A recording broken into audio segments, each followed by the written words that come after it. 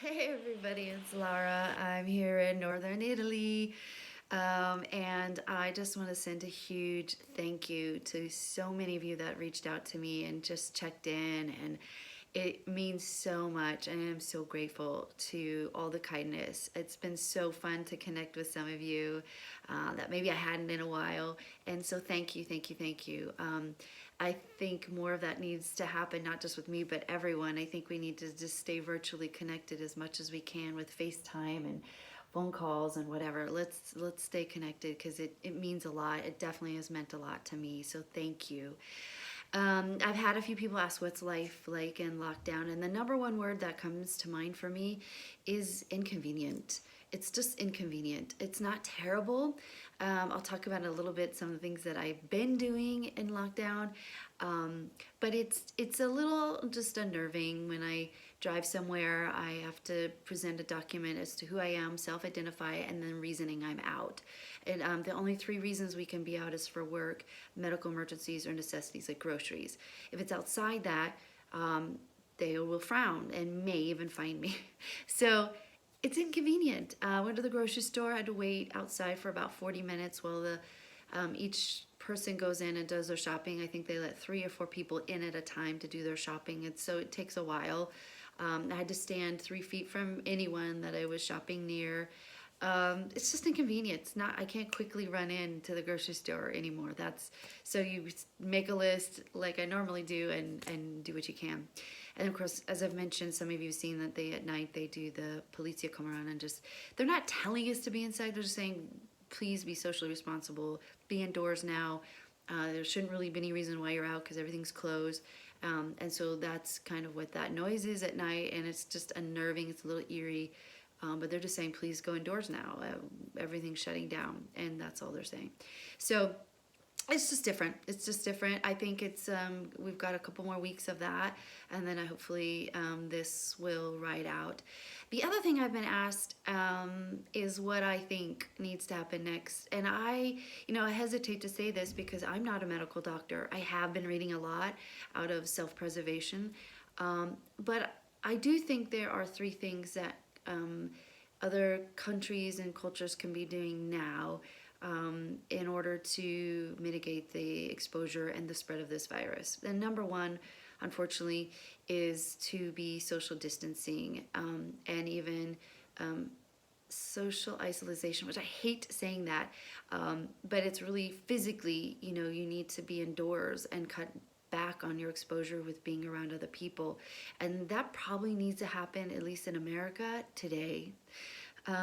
Just because it's really easy for it to spread. People that are healthy, like I had the thought process of I'm healthy, I won't spread it, or I'll be fine. If I get it, I'll be fine, and that's true.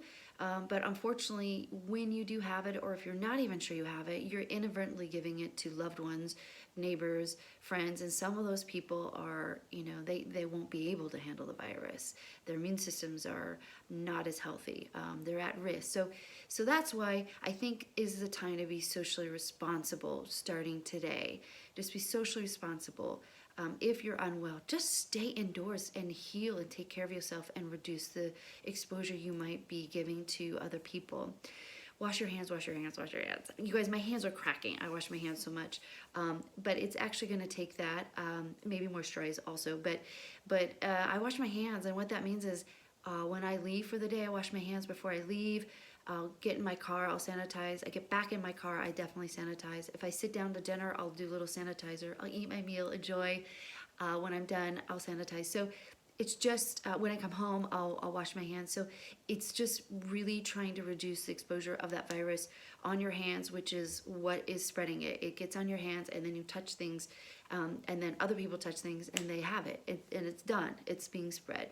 So wash your hands or sanitize as much as you can, and then moisturize, because that's what I need to do. And then thirdly, if people are deciding to not attend events, they're deciding to stay indoors, they're physically doing the social isolation, physically, respect that. They might be doing you and your loved ones a favor. They may not be feeling well. They might be nervous about being out in the world, and that's okay.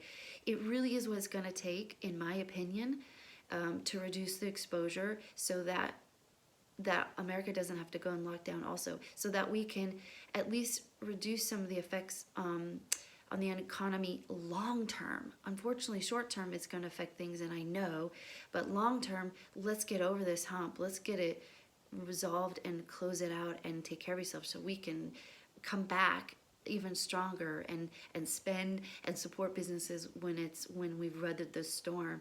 But at the moment, I feel like we need to be socially responsible and respect that in others. That's what I think needs to happen so that we can really reduce. Right now, they showed statistics of Italy has this huge hill, a mountain of statistics of cases and unfortunately deaths, and they're doing that, affect the curve or lower the curve. I agree, let's get the cases to be minimal, ideally no deaths. That would be fantastic, and weather the storm for ourselves, for our loved ones, but for our neighbor and for our country, really.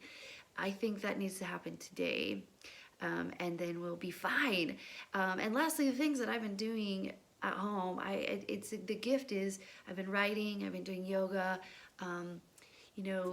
doing some outdoor activities, less exposure at gyms, which apparently are one of the worst places to go to. And I love my gyms.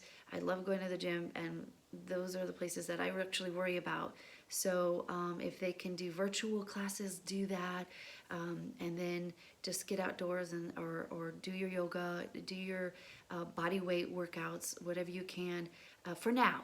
And then we'll be back really healthy and really strong when we weather this storm. So those are just some of my thoughts. I thank you again for everyone reaching out. Please reach out if you want to do a connection. I'm here. I'm in Italy. This is where I'll be for the next couple weeks, definitely for the month. I hope to be moving back to America in the end of April, early May, just depending on how everything goes. So I'll be back in your world hopefully very soon. I love you all so much, and take care of yourself and each other. All right. Mwah. Ciao.